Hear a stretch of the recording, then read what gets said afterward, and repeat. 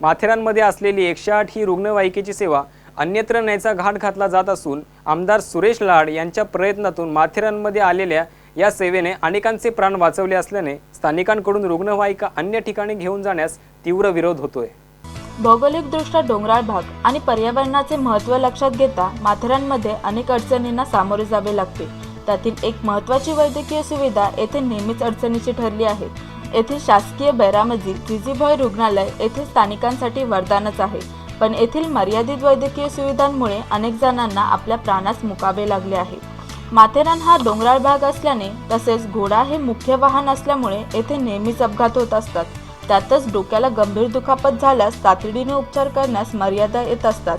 त्यामुळे माजी नगराध्यक्ष अजय सावंत यांनी कर्जतचे आमदार सुरेश लाड यांच्याकडे 108 ही अत्याधुनिक रुग्णवाहिका माथेरानसाठी उपलब्ध व्हावी अशी मागणी केली होती।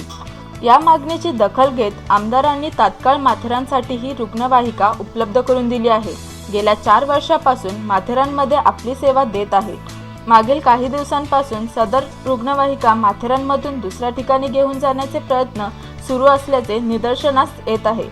आधीच मर्यादित सुविधा येथील रुग्णालयात उपलब्ध असल्याने हा माथेरानकरांसाठी फार मोठा धक्कादायक निर्णय ठरणार आहे।